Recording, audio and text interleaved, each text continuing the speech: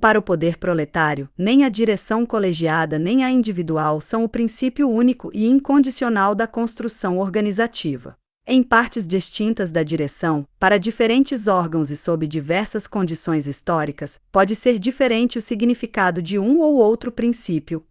2. Nenhum dos dois princípios tem vantagens técnicas absolutas.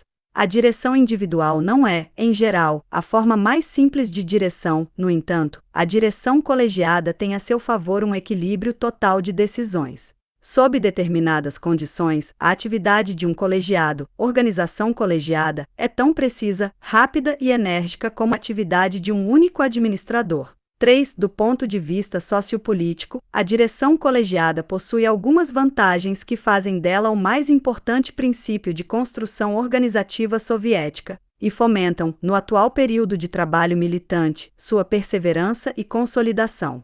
A direção colegiada é o grau mais alto da escola da direção estatal. Somente ela ensina a resolver questões especiais relativas aos interesses da totalidade. O trabalho colegiado é, igualmente, também o melhor método para recuperar os antigos especialistas burgueses por meio de um trabalho conjunto no novo estilo de camaradagem e para impregná-los de psicologia proletária. É também o melhor método para controlar os especialistas burgueses enquanto estes não superarem seus velhos costumes e psicologia anterior. Finalmente, e isto é o mais importante, só a direção colegiada preserva os funcionários responsáveis de alienarem-se em trabalhos especiais demasiadamente rígidos e solitários, e de fazerem-se empregados com uma visão estreita. Nesta ou naquela forma, nesta ou naquela medida, a direção colegiada proporciona os fundamentos necessários para o sucesso do sistema do centralismo democrático, assim como as melhores armas contra a ressurreição da mentalidade estreita de funcionário e a burocracia inamovível no aparato dos sovietes. O sucesso e fortalecimento da direção colegiada é a garantia do êxito em nossa luta econômica,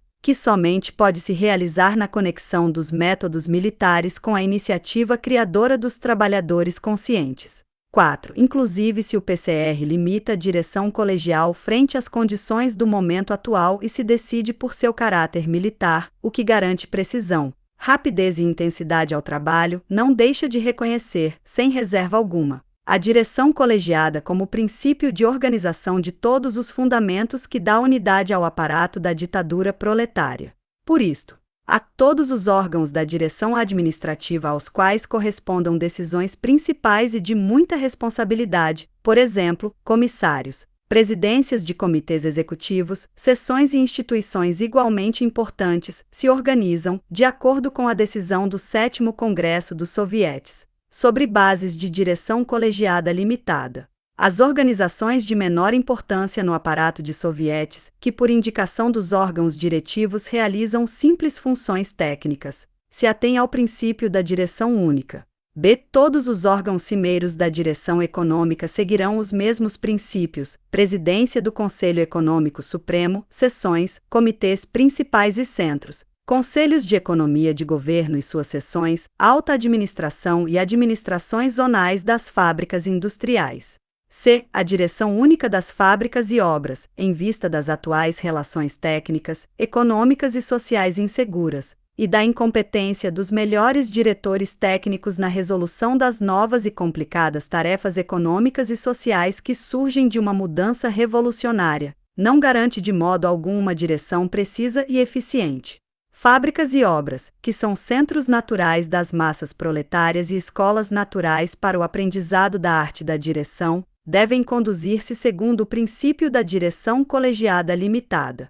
Para os órgãos submetidos à direção da fábrica vale o princípio da direção única. Observação: será permitido, de acordo com os correspondentes centros econômicos e sindicais, a direção única para pequenas fábricas e para alguns serviços militares.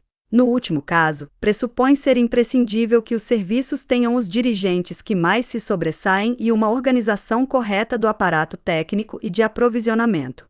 5. Para dar ao trabalhador de todos os colegiados precisão, rapidez e intensidade, será dada uma instrução especial sobre seu trabalho e sobre as formas e métodos de realizá-lo, sendo necessário um controle contínuo para vigiar a realização de tudo. Igualmente, se criarão todos os órgãos que dirigem a formação dos colegiados, começando pelo Comitê Central do PCR, para prestar uma maior atenção à escolha de fins e manutenção em forma do pessoal componente dos colegiados e, finalmente, para dirigir dito pessoal em todas as considerações técnicas pertinentes.